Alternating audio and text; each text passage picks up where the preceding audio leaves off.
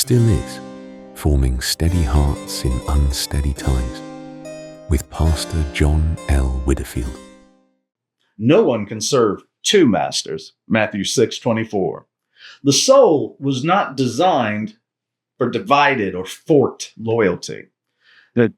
Jesus speaks plainly when he speaks to us, and he says, no one can serve two masters. Not many masters, not competing masters, two.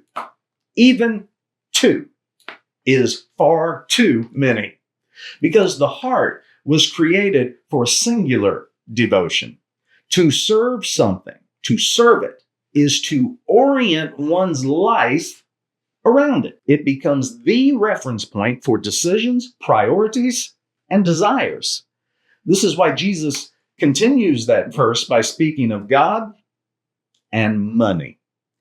Money is not the only rival to God, but it is definitely one of the most visible rivals to God. Money promises control, it promises security, it promises influence. And these promises can quietly shift the center of the heart. Yet Christ reminds us that divided loyalty is impossible. Eventually, one master becomes primary, the other becomes secondary. This is not merely a moral issue, it is a structural issue. The soul cannot be arranged around two centers. It must choose one. Modern culture tends to believe that people can balance many loyalties at once. Faith can exist alongside anything. Commitments can remain flexible. Values can remain adjustable. Scripture sees something deeper.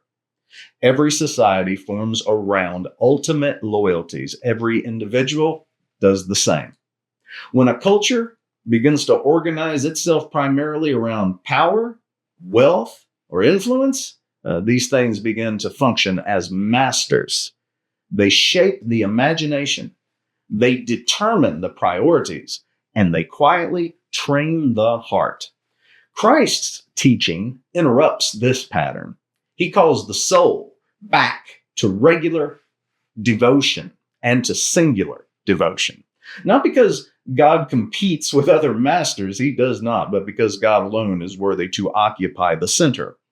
A heart anchored in God becomes difficult to purchase, difficult to pressure, difficult to redirect, because its loyalty is already settled.